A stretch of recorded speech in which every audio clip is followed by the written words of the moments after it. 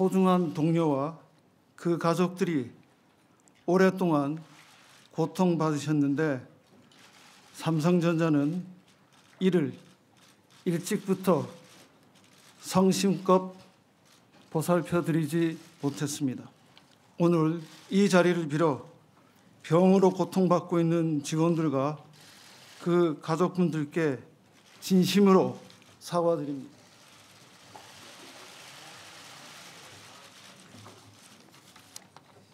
오늘 삼성전자 대표이사의 사과는 솔직히 직업병 피해 가족들에게는 충분하지는 않습니다.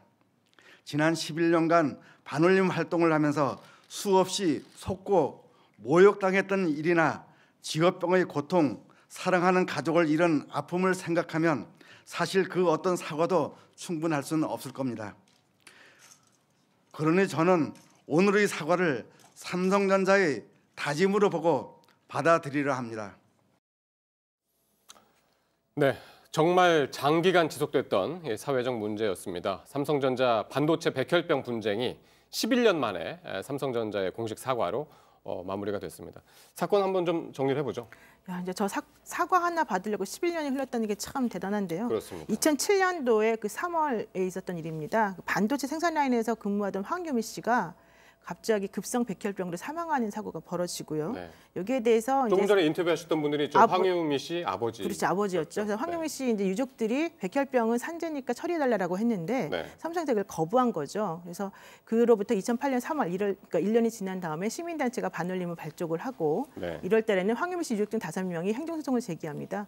그리고 2013년 12월에 삼성전자와 반올림이 협상이 시작이 되었는데 사실은 이제 2015년에 그 권고안이 나왔습니다. 네. 이때는 1,000억 원 규모의 기금을 마련해서 자체 보상하겠다고 했는데 문제는 그때까지 백혈병이 발병됐던 사람이 160명이었던 거예요. 네. 근데 그중에서 그 삼성이 인정하지 않는 백혈병 요건이 아니라고 하는 사람이 40명이 있었습니다. 네. 삼성에서는 1,000억 원을 만들어서 그 120명은 우리가 구제해 주겠지만 네. 나머지 40명 보상하지 않겠다라고 했습니다. 그래서 2015년 10월부터 이게 말이 안 된다라고 하면서 자체로 보상을 거부하고 천막 농성에 돌입을 했고요. 예. 2018년 7월에는 이제 2차 중재안이 나와서 삼성이 중재안에 무조건 따르겠다라고 그렇군요. 하고 이제 이번에 오늘 이제 그것을 해결한 겁니다.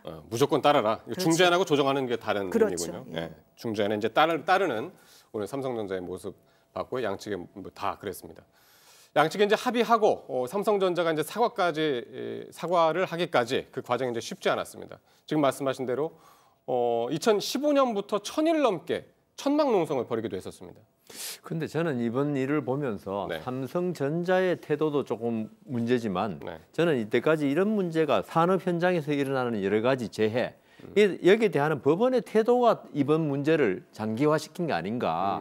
저희들이 그 뭐 판사할 때도 그렇고 변호사할 때도 그렇고 이 산업재해 보상을 청구하면요.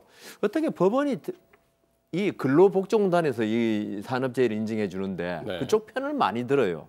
그래가지고 어지간히 이 그 산업 현장에서의 어떤 원인과 네. 이 백혈병이라든가 이번에 백혈병이었죠. 네네. 인과관계가 아주 엄격하게 인정되지 않으면 다 거의 기각을 당합니다. 맞습니다. 그래서 이게 그 일어난 일이 아까 말씀하신 2007년에 일어난 일인데 예. 그 삼성에서는 아마 이제 자기 책임을 인정하기가 쉽지는 않을 겁니다. 아마 네. 어느 기업이고 간에 네. 이게 인정되면 사실 사업하는데 힘든데 삼성전자는 네. 우리나라 대표적인 기업인데 예. 좀 더 전향적인 자세로 했어야 된다고 봅니다. 그래 미국의 인바이어라는 그 산업재해 판단하는 그 기관에다가 네. 이게 삼성전자 그 반도체 제조 공정에 사용되는 여러 가지 화학약품이 아주 많거든요. 네. 저도 저 텔레비전 프로그램을 봤기 때문에 그때 배웠는데 그거와 백혈병 사이 인과관계 있느냐 네. 물었더니만 없다고 회신이 왔어요.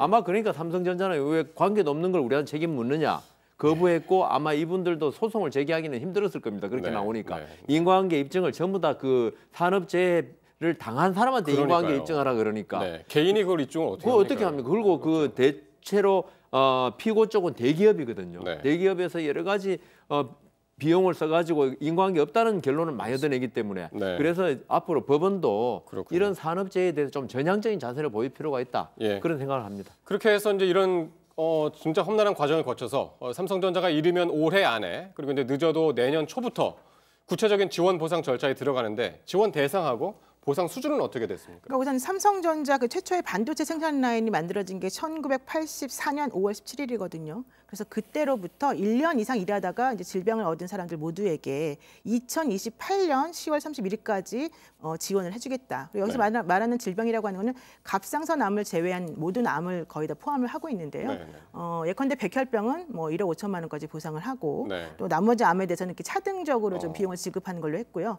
최초 진단비 500만 원, 완치까지 매년 최대 300만 원까지 지원하는 것으로 했습니다.